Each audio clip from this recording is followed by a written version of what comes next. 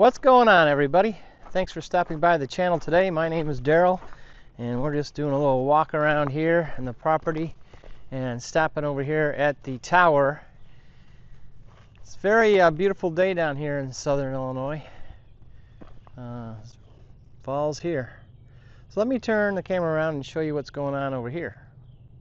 Here's my tower, and it's still standing. It's been up there 1 year now.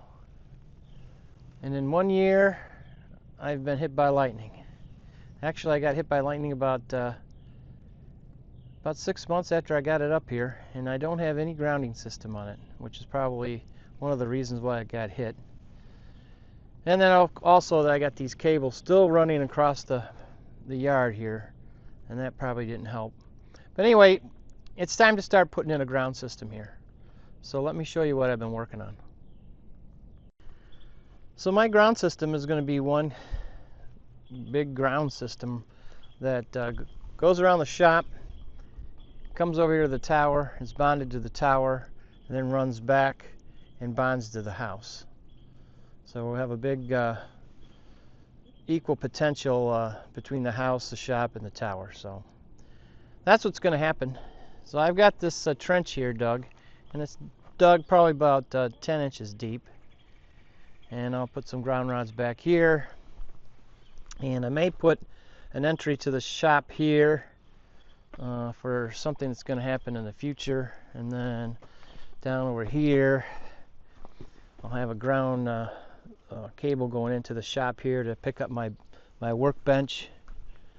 And then we round the corner here, and I'll put a three ground rods on this end of the shop. And then right here is going to be an entry point for my my sub panel here in the shop. Then eventually, probably maybe next year, sometime next year, I'm gonna there's a wire up here, the main power line. I'm gonna bury that, so that's gonna come up and over here too, and I'm gonna bury that cable. So that is on the plan. So I didn't get really crazy about over here because I got something else that I want to do in this area over here. So that's going to require some digging. So most likely, oh, I'm sorry about that bright sun here. There we go. I will be digging this area up again, so I'll probably run into these ground rods. I have my ground rods temporarily placed where they're going to go. So I'm kind of going by the Motorola book on grounding, so if you're interested in what I'm using to make my measurements, and also the NEC, kind of mishmashing them together and coming up with my system here. So there's many different ways of doing this, and everybody's going to have their own opinion. Don't dig the trench. They're too far together, close together. They're too far away from each other. I'm just doing it like this. You can do it how you want, but I'm just kind of following the Motorola book on grounding, commercial sites, and this is what I'm going to do. The only thing I'm not doing is I'm not CAD welding my connections together. I might come back at some point and do that. I'm going to mark out with a map where each one of these are at, so if I want to come back and revisit them later, I can. So I'll draw up a photo, or draw up a map with the building, and just kind of measure out where each one is at with a reference point to maybe a corner to wherever these are at. And I'll measure them out, and that way I can come back and dig them back up again if I need to. And if I decide somewhere along the line I got some extra money I can CAD weld these, then I will. But right now that's not going to happen. So I'm not going to subject you to watching me hammer these in, because it'll probably take me a while. So I will come back when I got them down. Alright, we are back out here, day 2. 2 days of my, and this is like 2 days of my finger healing. So I did smash it pretty good and rip off some skin. So hopefully that'll heal without any scars, but we'll see. But I got another 4 more rods to put in the ground today, and then I got to figure out what I'm going to do around the tower. So let me turn the camera around again and we'll show you what I am up to here. Alright, so I have those other ones in the ground over here. So at this one, and that one, and then one more down here at the very end. Right here about down the end here to put in, so I got to dig out a little bit here. This darn thing. There we go. Sorry, I need to work on this camera setting here a little bit. But we'll probably dig this out a little bit more and put one over here. And I think what's going to happen is I'm going to put one here, and then there'll be one here to go to the tower leg, and then somewhere over here to go to this tower leg, and then out that way with another one to that corner, and then one here, and then one out there, and then I think a ditch that around here will connect all these together. So that's what I'm thinking. So there should be more in here. If I went by the Motorola specs, there would be more, but I might put it out further. I don't know. We'll see what happens. But they're all going to be connected together, so it's quite a good series of ground rods here. So this will get me half done with going around the building, and then we'll work on this. So the next thing I'll probably do is work on over here at the tower and get it grounded. And then when I do rent a trencher for the front half, which is over here, I'm gonna need to pull some of this gravel away with a box blade all through here, and then we'll dig our trench all the way and then over to the house. So this, I know there's no way I'm going to hand dig that, so I'll pull some of the gravel away with the box blade and get it out of there. Then I'll come in with my trencher and come through and trench to that other side. Put our ground rods in, our cabling, and then backfill it back again. And then over on this side here is where the power line drop from the house is going to be coming in. So I don't know if I'm going to trench it myself or have an electrician come and bury the line, or what's going to happen, but most likely have the electrician come and do it, and then I can just sit back and watch. So let's get to work and get those other 4 in.